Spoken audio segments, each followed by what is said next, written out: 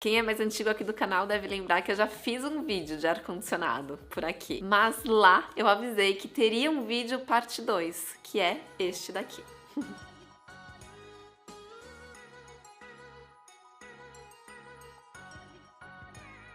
Eu vou deixar esse vídeo que eu comentei, o parte 1, aqui embaixo na descrição, tá bom? Vale a pena ver porque é de fato um complemento para este vídeo aqui. Lá eu respondi quando deve entrar um ar-condicionado na obra, como calcular os BTUs, qual o tamanho, né, da máquina para cada ambiente da sua obra, da sua casa, e como esconder aquelas condensadoras feinhas que ficam na parte de fora.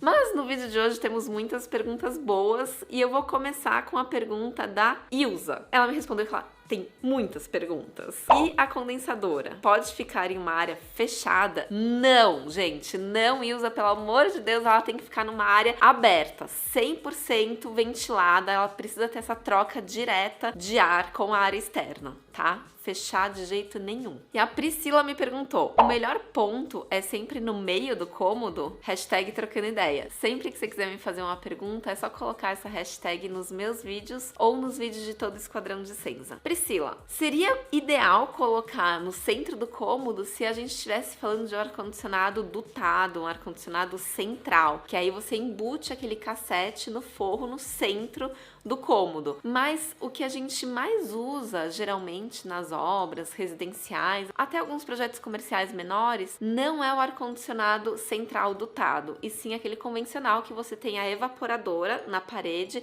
e a condensadora numa varanda, por exemplo, numa área externa. A gente podia, né, fazer um vídeo só de ar-condicionado central, dutado, o que vocês acham? Me pede aqui embaixo, quem quiser. Então, se você estiver falando deste ar-condicionado central, o melhor ponto, de fato, é o centro. Mas se a gente estiver falando daquele ar-condicionado de parede convencional, o melhor ponto é sempre no sentido longitudinal do seu projeto. Ou seja, você tem uma planta ali retangular. Você tem a transversal, que é essa menor largura, e você tem... Eu vou fazer assim para vocês enxergarem. Então, você tem a transversal, né, que é essa menor largura, e você tem a longitudinal, que é esse maior comprimento aqui. Então, o ideal é o ar-condicionado ficar aqui, nessa longitudinal, exatamente para ele conseguir resfriar o ambiente todo, tá bom? Ai, mas e se for quadrado o ambiente? Aí tanto faz. Eu lembro que uma outra pessoa me perguntou se o melhor lugar do ar-condicionado, a melhor posição seria em cima da cama, se fosse um quarto, por exemplo. Eu não acho ideal ficar em cima, porque o ar fica caindo aqui, né? Fica direcionado geralmente assim para baixo, na cabeça, frio. Ah, eu sou meio friorenta. Eu aconselho, não só eu, na verdade, a maior parte das empresas especializadas de ar-condicionado indicam sempre na perpendicular da cama, ou seja, você tá deitado, o ar-condicionado tá aqui do seu lado, não em cima nem de frente, tá? Ou do lado direito ou do lado esquerdo. Melhor.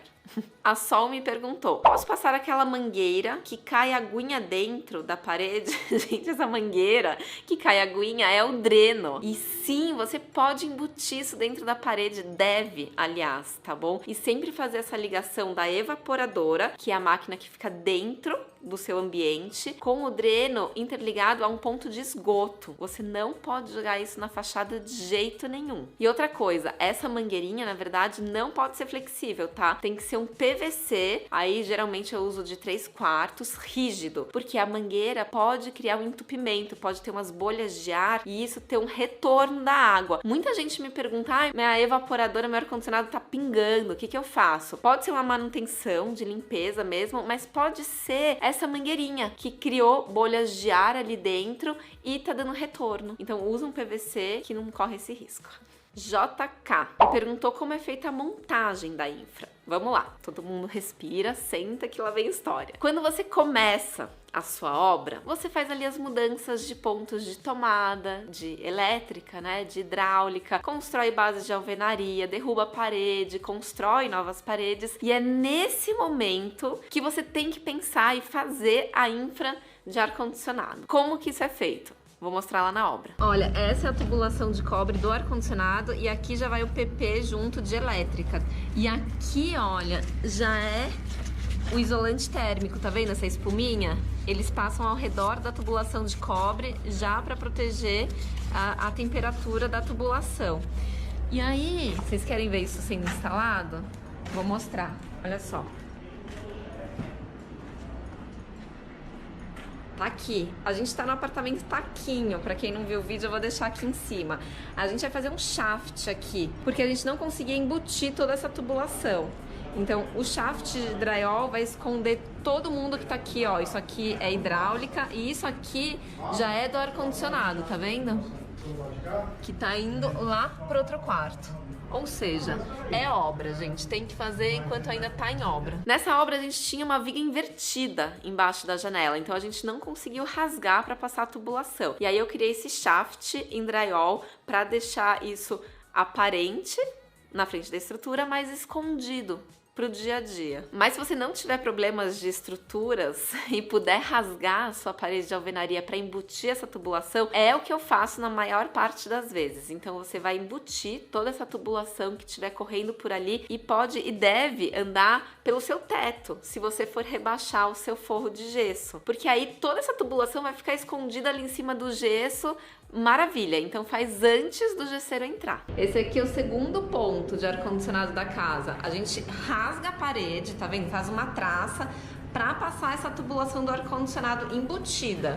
E ali é a marcação já da onde vai ficar exatamente a máquina. Por que ela tá aparente ali, ela não tá embutida? Porque a gente tem uma viga passando.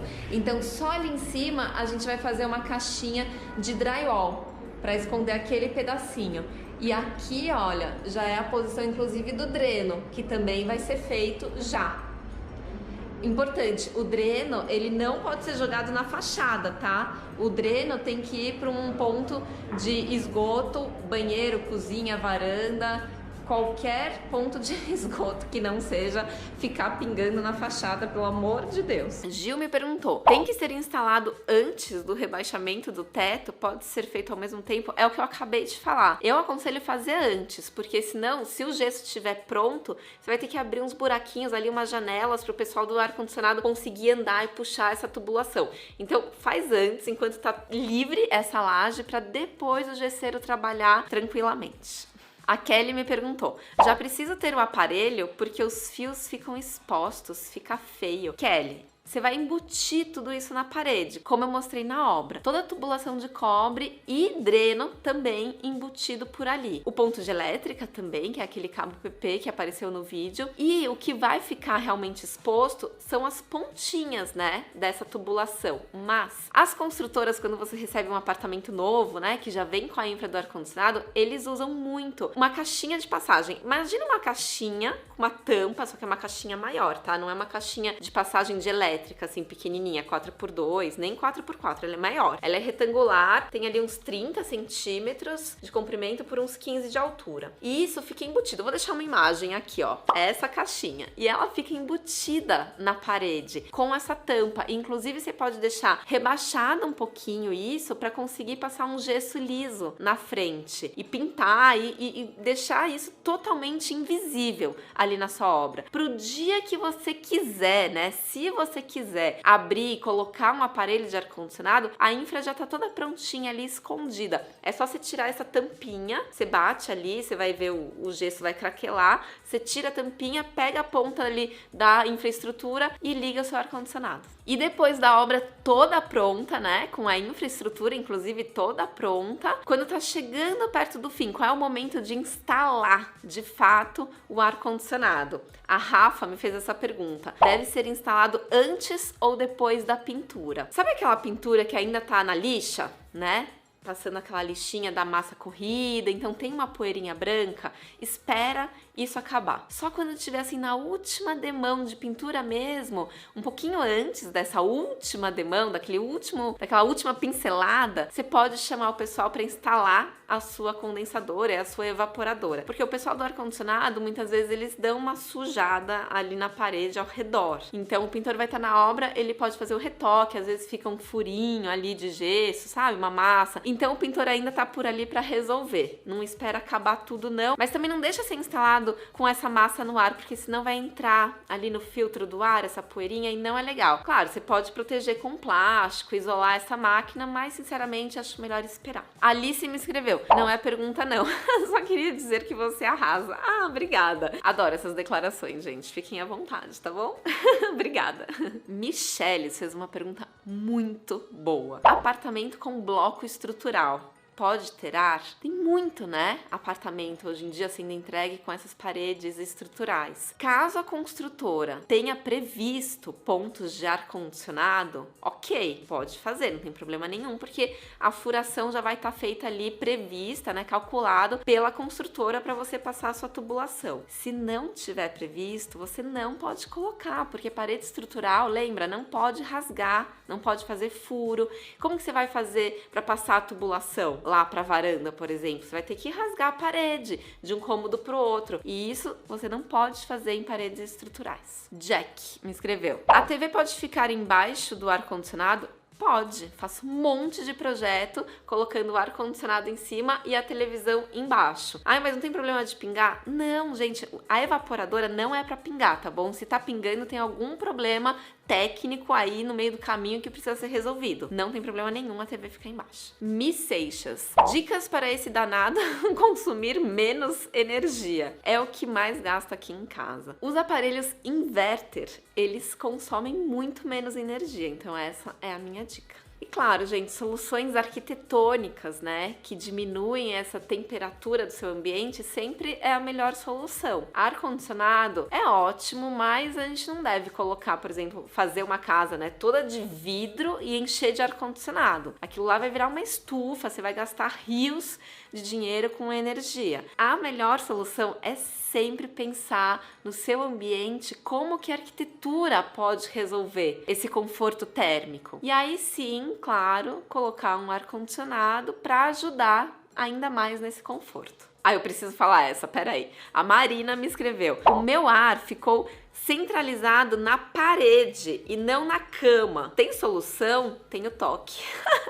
Marina, a solução dos seus problemas é uma terapia. Eu indico demais, apesar de eu não fazer, tenho muitas amigas que têm este mesmo problema que a gente e a terapia é ótima.